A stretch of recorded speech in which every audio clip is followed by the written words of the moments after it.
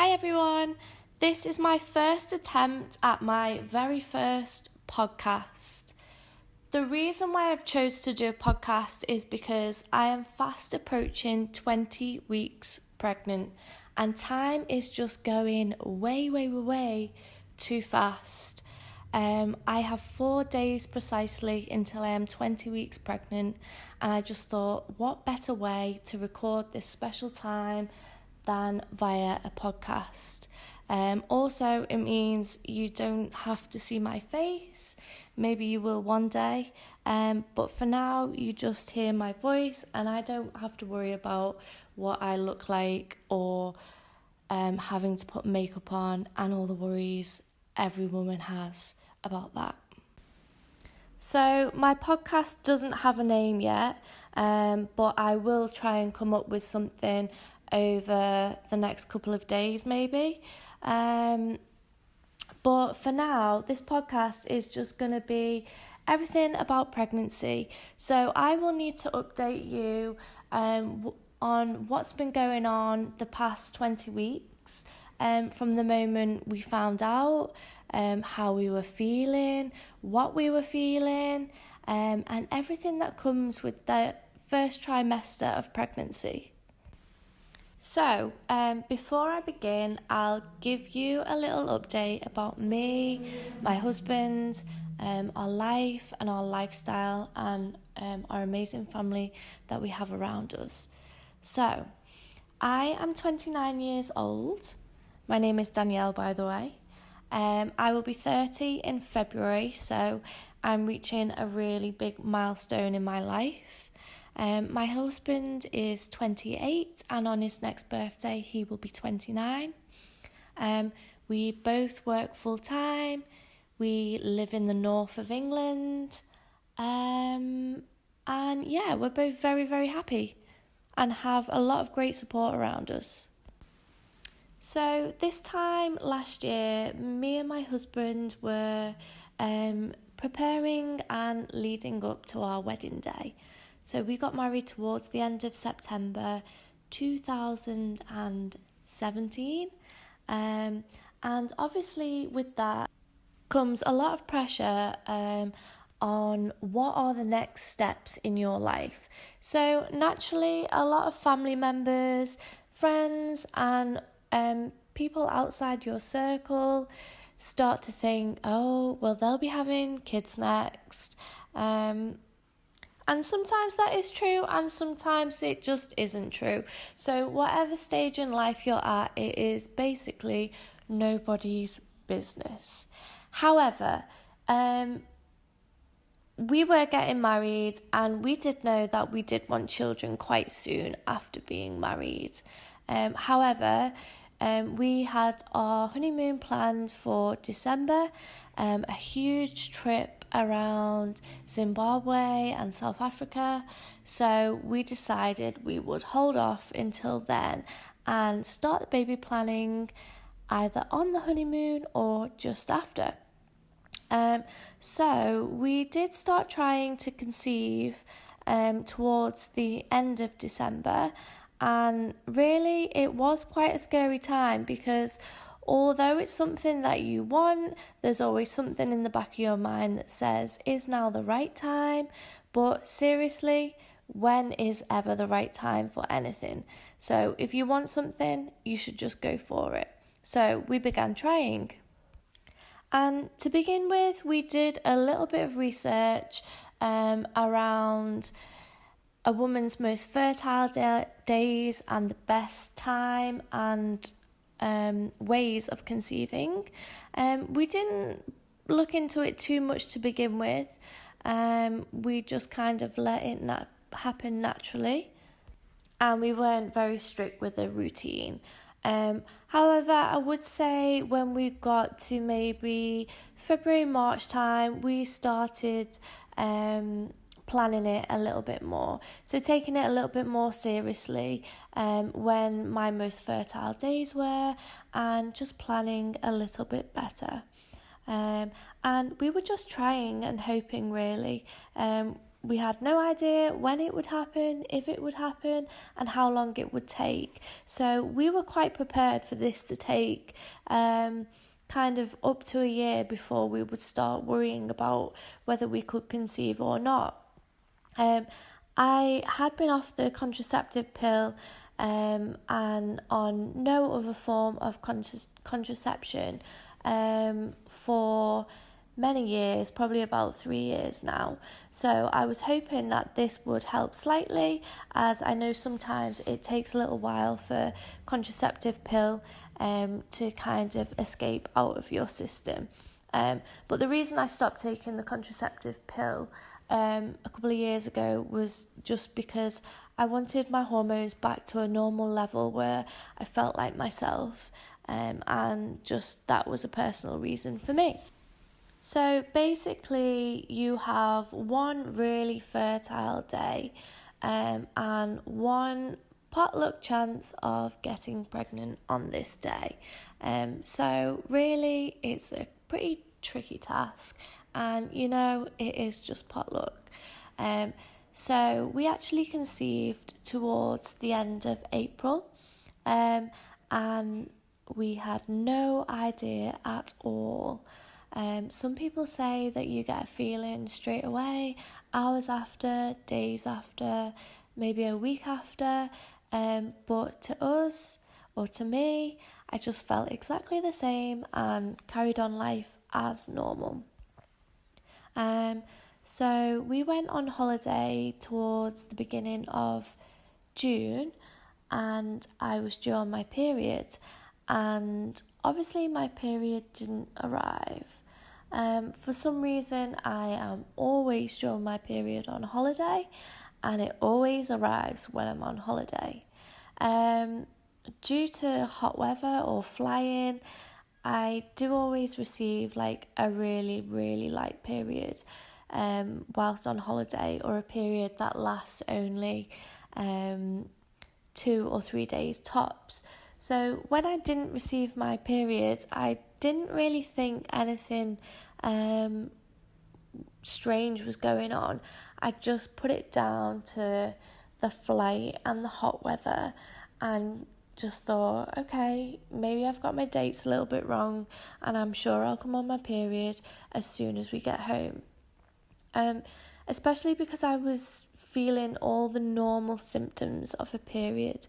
So a week before, I normally feel really bloated, get a couple of cramps, want to start eating a lot of food, and all those symptoms had arrived. So when I got home, I went for a coffee with my good friend Kate, who now lives in Australia, and we'd had conversations about trying to conceive, so it was nothing new to her. So she asked me how we were getting on, and I said, well, funny you say that, I'm actually late for my period now. And when she worked it out, she said, Dan, this is like 5 weeks now, so maybe you should take a test. And my reaction was, yeah, maybe towards the end of the week I will, but right now I just don't feel any different, and I don't feel like I'm pregnant. So I'm just going to see how the week goes and not jump to any conclusions. So that's what I did. So this was on the Saturday that we had our catch up, and by the Monday, basically Father's Day was going to be the Sunday coming up. So I thought, if Kyle doesn't ask any questions, then maybe I'll take a test and do like a surprise Father's Day pregnancy reveal, if it comes out positive. Anyway, when I was driving home from work, we were on the phone, and he asked me the question if I'd come on my period. And he said, we should take a test. And I was like, yeah, maybe like later on in the week, as I'd mentioned to Kate. However, I was passing the supermarket and thought, right, I'm going to stop and get the test. So I went into Tesco a little bit nervous and picked up a clear blue pregnancy test. because I felt like this was a reputable brand and this was the one I should go with if I wanted to be certain that we were pregnant or not after just 1 or 2 tests. So I picked up a pack that had 2 tests inside and went to the self-checkout to pay for it. Because I've recently listened to another podcast where a girl mentioned that it just feels wrong and nerve-wracking that you're buying a pregnancy test when really we are adults and this is natural and we have nothing to be worried or embarrassed about at all. So I arrived home and said to my husband, look what I've just picked up and should we do the test? So he said, yep, go and do the test. So I took the little test upstairs, and for me this was a first. I'd never done a pregnancy test before, so pulled out the instructions, gave them a quick read, what to look for, and peed on the tiny little stick. After I'd done the test and quickly pulled up my pants, I went to look where Kyle was, and out of the window, there he was, speaking to our neighbour over the garden fence. And I thought, oh, great, you forgot that I'm doing the test. Anyway, watched him out the window for a second and walked back into the bathroom to find that the pregnancy test was reading positive. And then I just waited a couple more seconds, maybe 30 to 60 seconds, until it revealed how many weeks pregnant. So it said I was 2 to 3 weeks pregnant. So I took the test downstairs to the back door and called Kyle in as if our tea was ready. And I put the pregnancy test down on the side and just waited for him to kind of realise it was there. And when he did, he was in complete shock and read that it was positive, and we had a little tear and one big massive hug in the kitchen. And even still, it just felt so surreal because I don't think neither of us were expecting it to turn out positive at all.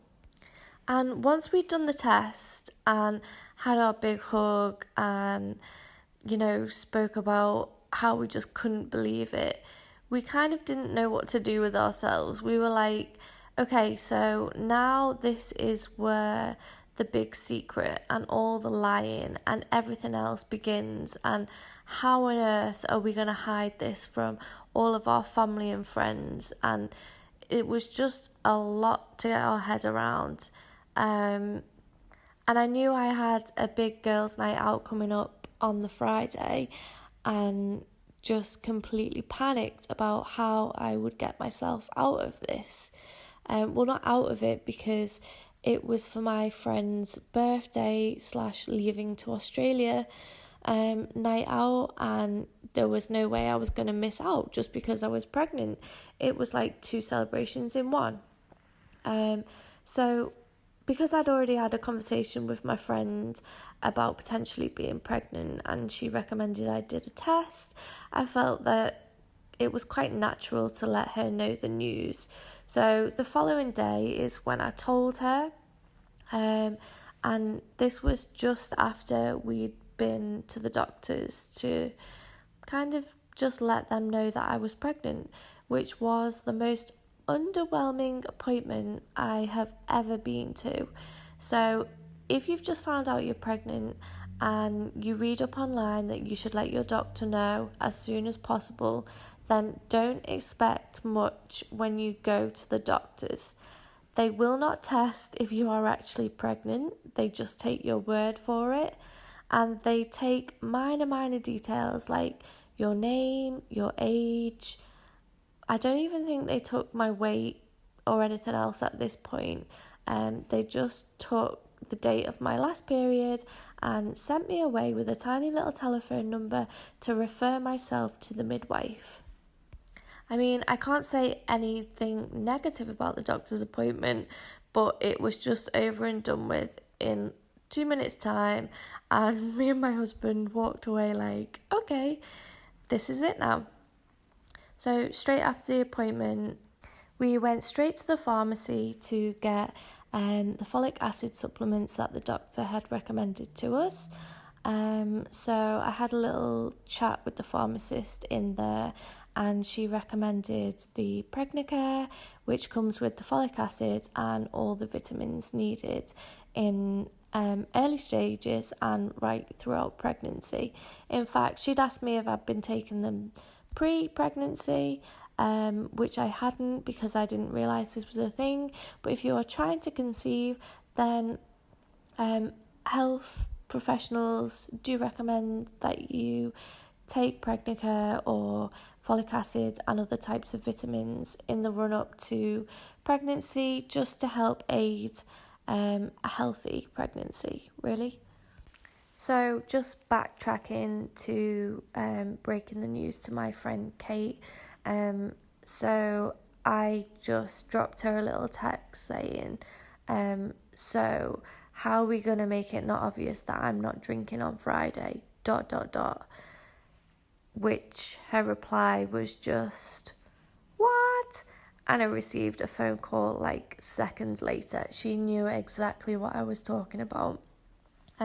So after we'd had like virtual hugs on the phone and chatted about the whole pregnancy test experience, we both were quick to realise that we had to come up with a plan for Friday about why I wasn't drinking.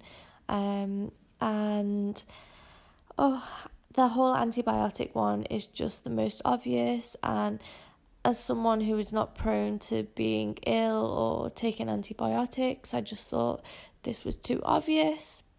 But someone who does suffer from cystitis, I thought, okay, this has to be my reason for not drinking, because anyone who has had cystitis knows that you would not want to take the risk of having a drink and prolonging the cystitis. So this is what we came up with. So on the Friday, went out as usual and just ordered myself a good old cranberry juice as the cover-up story, and felt totally just uncomfortable about it. I felt like all eyes were on me, and this was completely out of character because I am not one to turn down just even a small glass of wine with my meal.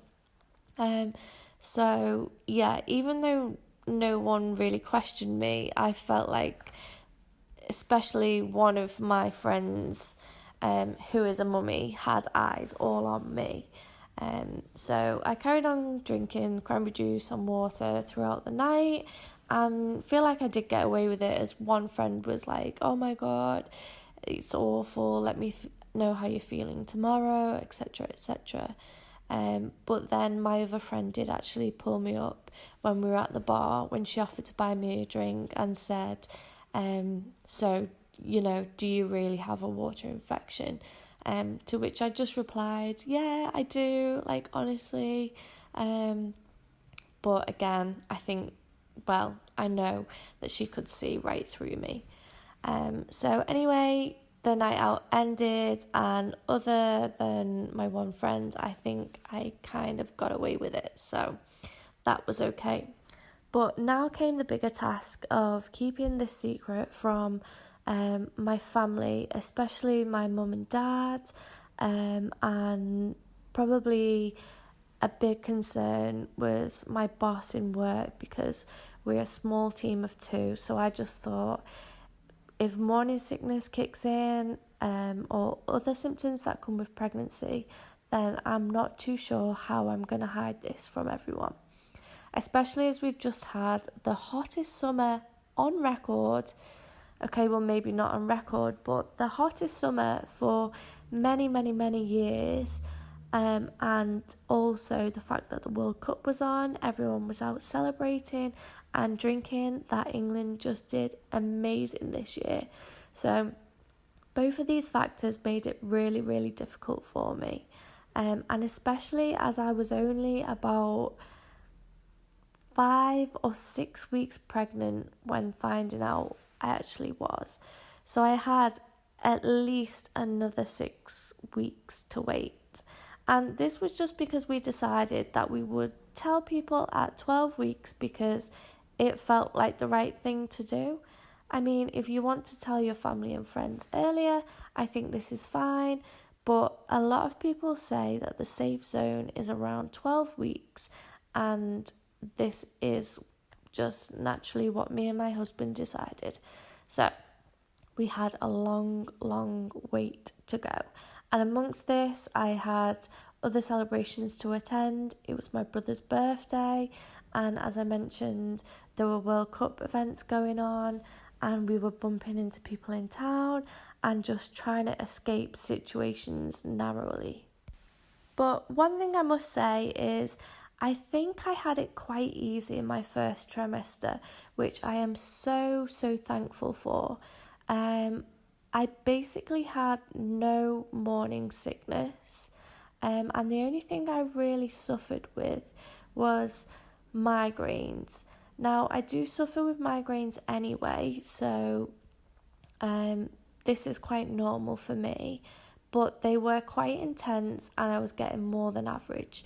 So I was getting probably 2 to 3 migraines a week, whereas normal for me is maybe 2 or 3 per month. So it had intensified a lot. And maybe this was down to the pregnancy, and maybe this was down to the really hot weather, because once I bought a fan for our bedroom and was sleeping with a fan on at night, the migraines seemed to stop. But this did also kind of fall inside with me coming towards the end of my first trimester, so around the 12-week period. Other than that, I felt a little bit nauseous of a nighttime, but never experienced any morning or evening sickness at all. I kind of just slept through it. But in the first 12 weeks of pregnancy, what I found really helped keep the nauseous away is snacking frequently. So I was finding that I was eating small and often, and maybe snacking around every 2 hours or just whenever I felt hungry. And I feel like this really helped me. Other small symptoms that I had were just shooting pains in my boobs, which I googled, and Google told me was normal because naturally my body is beginning to grow and stretch already. And a few slight cramps in my stomach, which of course is worrying, but again, is a natural thing to happen. But obviously during this time, you don't feel anything inside, so you are constantly wondering if everything is okay, if everything will be okay, and you're generally just a little bit anxious about the smallest of things. But my advice would be just to relax, stay calm, because this is the most important thing for the baby. So take it easy during this time and just kind of trust that everything is going to be okay, and take it week by week. Once we started approaching the 12-week point, I started to think about how we were going to break this fantastic news to our family. Anyone that knows me knows that I like to throw a party. I like everything to be perfect and really whimsical. So I knew I needed to do it in quite a special way. So one morning when I was driving to work, I was thinking about a barbecue party that we could plan for my father-in-law's he's meant to be retiring party, but he's not quite retired yet. So I thought we could throw quite a low-key event which would involve both Kyle's parents, my parents, my brother and my sister-in-law, who is also pregnant, but unfortunately not Kyle's brother, has as he lives in Australia. So quite a low-key event just to kind of celebrate my father-in-law's retirement, and also kind of last barbecue of the season potentially. So this is what we planned, and I planned that it could also be a surprise baby reveal.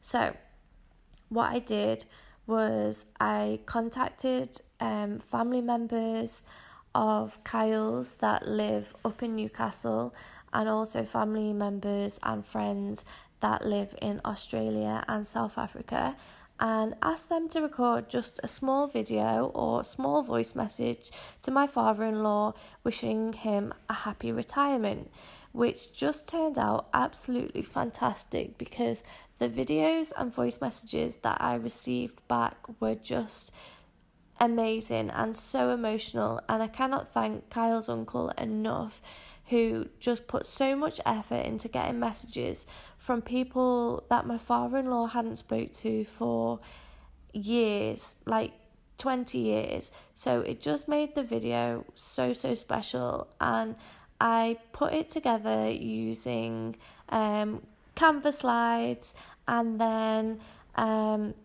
pieced it all together with music and audio on the video creator thing that you get on a Mac. So I did that, and then decided at the end of the video we'd take a small pause to top up our glasses with some wedding champagne that we received as a gift. So the video paused for a second, and we topped up our glasses, and then it flicked on screen that we had some more news to celebrate. And at this point, we had everyone's name flash up on the screen. So first Kyle's parents' names flashed up, and then my parents' names flashed up afterwards, which there were a couple of confused looks on people's faces. And I think at this point, my sister-in-law, probably being the first person to click on maybe what was going on, and then my brother, and then a picture of our baby scan came up on the screen, and the reaction that we got was just so amazing. So anyone who knows my dad knows that he's quite an emotional person, just like myself. And he was just completely stumped for words, so he just teared up and just basically didn't know what to do with himself. And my mum was just ecstatic and gave Kyle's mum the biggest hug, and then ran over to us straight away. It was truly amazing, and I managed to capture it all on video as I was stood at the back recording. So we have that special moment, and I actually need to take it off my phone and save it onto the Mac, or just save it onto a hard drive and make sure that it's never ever lost, because every time I watch it, it just brings back those magical moments. And it was just perfect. So I forgot to mention that we actually went for a reassurance scan literally like 4 days before our official 12-week scan was booked in. And this was just purely because we wanted to have a scan photo to show at that party. And it just worked out that we had to throw the party on this weekend due to like our parents going away and us going away, and it was basically the only weekend free. So we went for a reassurance scan at Bump of Churchtown in Southport, and we got to see our little baby just a couple of days earlier than expected. So I hadn't actually drank enough water, so it was really difficult to begin with. So the lady that was scanning me couldn't get a very clear picture. But she was kind enough to suggest that I drink some more water and come back on the Saturday morning to see if she could grab a couple of better pictures for us. So we did that, and when we returned, I made sure I drank like double the amount of water. So basically 2 large Evian bottles of water, to the point where I was just bursting for a wee. But this time round, I had a little bit of gas in my stomach, which again made it really difficult for us to see the baby. And even though we were made up with the pictures that we got, I think the lady doing our scan, she seemed a little bit disappointed that the pictures weren't clearer, but to us they were perfect, so we were completely happy with those. When we had our 12-week scan scheduled for the Monday, I was a little bit nervous that I would still have the gas and we wouldn't get a clear view of the baby and be able to do all the checks around the development of the baby at this stage. So I also made sure I drank tons of water again, literally to the point where I was just sat in the waiting room wanting to cry, because I needed a wee that much. Anyway, when I got into the scan room and she put the cold gel onto my tummy and started scanning me, she actually said, you are too full. You need to go and release water because I think we'll see baby better that way, which I was completely relieved about. So when I came back in the room, she continued the scan and everything was fine. Everything was developing the way it should be, and it flew by. It was over with really quickly and it was really overwhelming, and again, just everything was still feeling like really, really surreal at that time. So yeah. After this date, I was able to tell my boss in work, who was completely over the moon for us and really, really supportive. And then I started telling a few close friends in work, and the relief of just being able to tell people was really, really nice, and it just made it seem even more real as well. So guys, I think I'm going to wrap this podcast up now because I've been talking for quite a while. But to summarise my first trimester of pregnancy, I would say I have been really, really lucky with just a couple of migraines to begin with, probably between week 6 and 12, so for not too many weeks, and just a little bit of sickness, but not, I wouldn't class it as morning sickness. Other than that, I think, yeah, I've definitely been really, really lucky. But let me know how you guys have been feeling. Let me know how you're getting on, if you're feeling any different symptoms. And in my next podcast, I will move into the second trimester and update you on the different types of feelings I've had between week 12 and week 20. I'll also give you an update on my 20-week scan and everything I've prepared so far. So everything that I've bought, everything that I have read up on, and the next steps I need to start planning. So I hope you've enjoyed this podcast. Give me a little comment or a message on what you think and any topics that you think I might like to cover.